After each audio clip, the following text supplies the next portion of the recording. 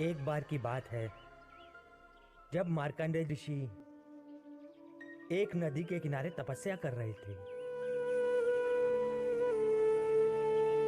ऋषियों में श्रेष्ठ है मार्कंडेय। मैं आपकी तपस्या से प्रसन्न हुआ। आंखें खोलो।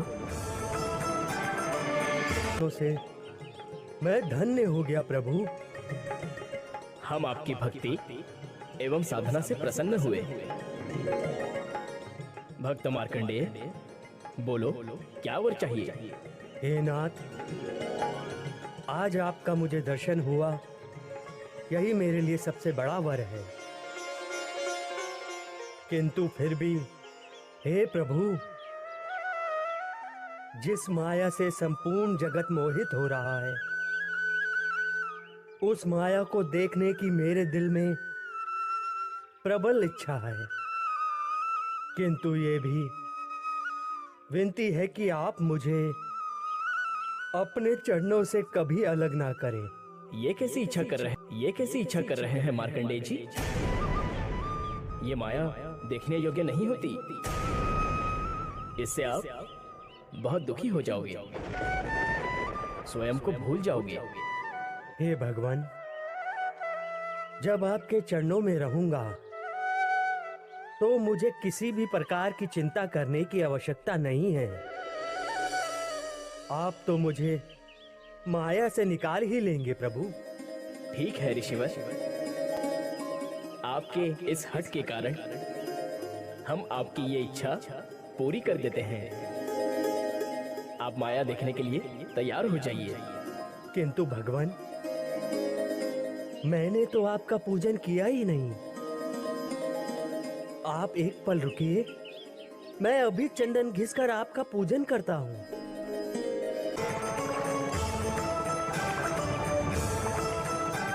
मार्कंडेय जी स्वयं को एक स्त्री के रूप में नदी में बहते हुए देखने लगे।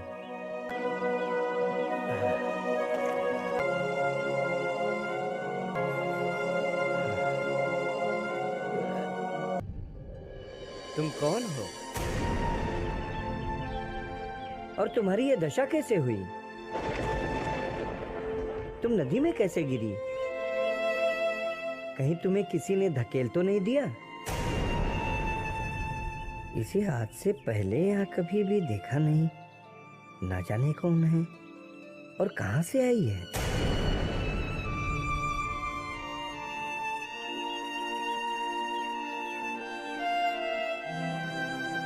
कुछ कहती क्यों नहीं? कौन हो तुम? तुम्हारा गांव कौन सा है? किस परिवार से हो? मुझे कुछ याद नहीं कि मैं कौन हूँ। मुझे ये भी नहीं पता कि मैं कहाँ से आई हूँ और मेरा घर कहाँ है। ऐसा कैसे हो सकता है कि तुम्हें अपने बारे में कुछ भी नहीं पता? मैं सच कह रही हूँ, मुझे नहीं पता कि मैं कौन हूँ,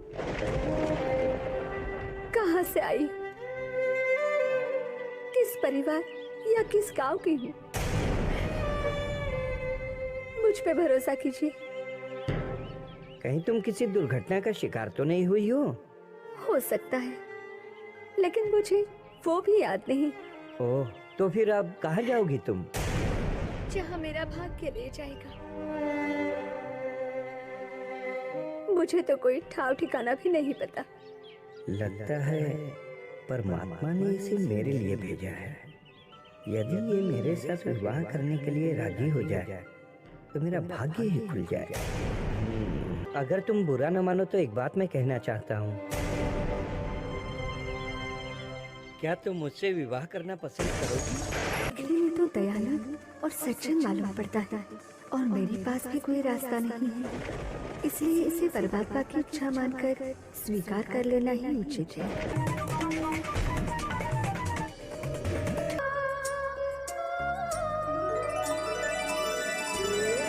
और इस प्रकार विवाह होने के बाद कुछ दिन तक दोनों के बीच में बहुत प्रेम बना रहा। एक एक करके दोनों के 4 बच्चे हो गए।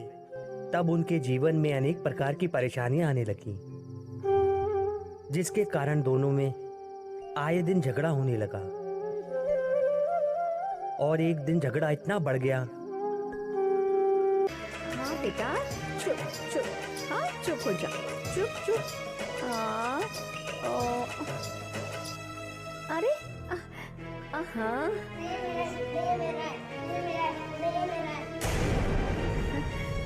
क्या कर रहे हो? छोड़ दो उसको। हे भगवान, जब से बच्चे हो गए तब से मेरी जिंदगी नर्क बन गई है। ना ही तो चैन से बैठने देते हैं, ना ही सोने देते हैं। समझ में नहीं आता करूँ तो क्या करूँ। रोता है, कभी ये रोता है, कभी खिलौने मांगते हैं तो कभी खाना, कभी आपस में झगड़ा करते रहते हैं। सारा समय इन बच्चों के पीछे निकल जाता है। अच्छा बहाना मिल गया है तुझे काम नहीं करने का। अरे काम में हाथ तो बटाती नहीं, कम से कम समय पर खाना तो पहुंचा दिया कर।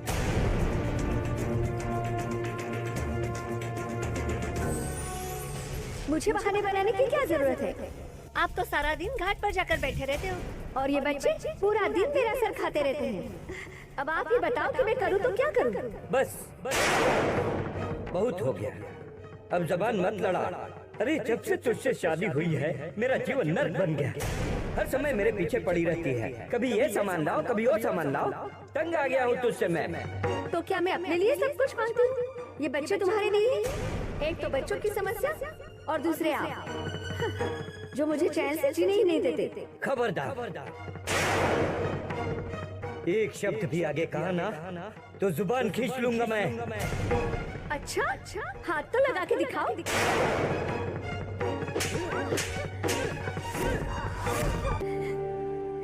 ना जाने किस मनहूस घड़ी में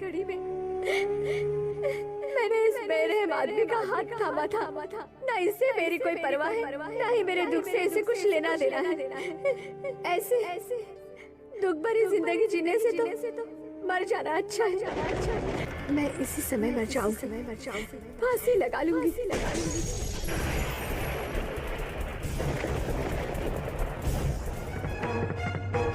तो थोड़ी सी माया में ही डूब गए।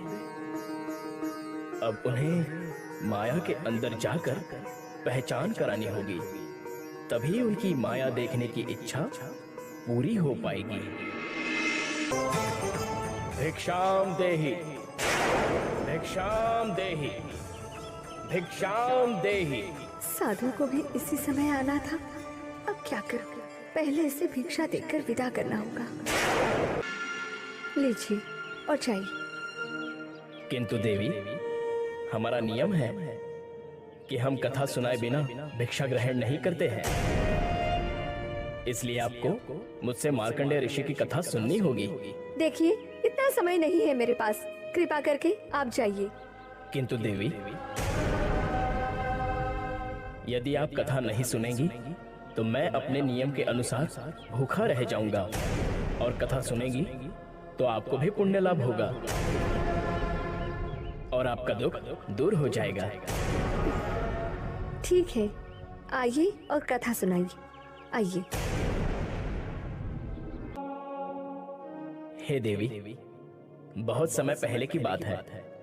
मार्कंडेय नाम के एक ऋषि थे जिन्होंने लंबे समय तक घोर तपस्या की। इसके फलस्वरूप भगवान नारायण ने प्रसन्न होकर उन्हें दर्शन दिया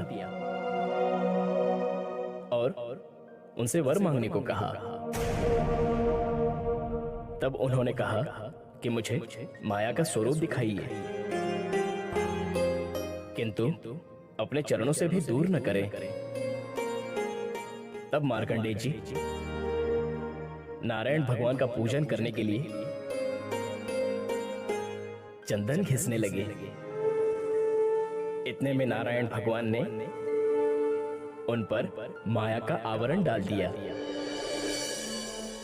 वे स्वयं को एक स्त्री के रूप में नदी में और फिर एक धोबी से उनका विवाह हो गया। ये तो मेरी ही कहानी सुना रहे हैं। और जब वो माया से दुखी हो गई तब स्वयं नारायण भगवान उन्हें माया से निकालने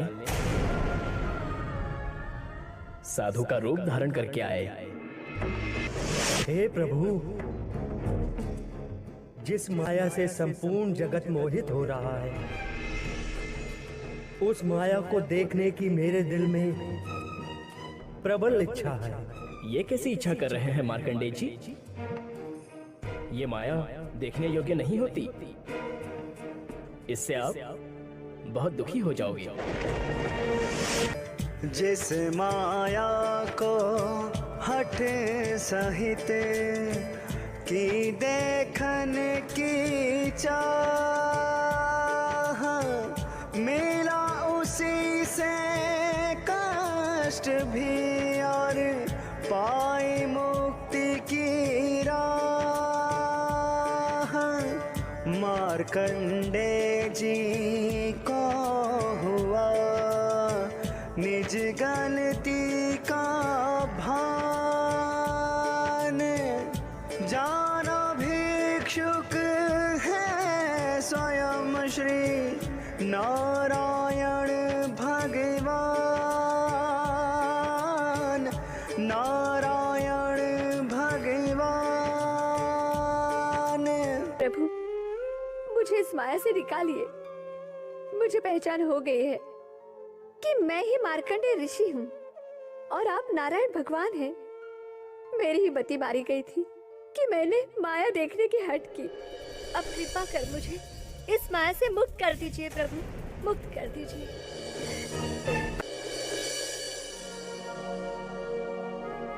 कहो ऋषिवर, क्या माया देखने की और इच्छा है? आज के बाद मैं कभी भी माया देखने की इच्छा नहीं करूंगा।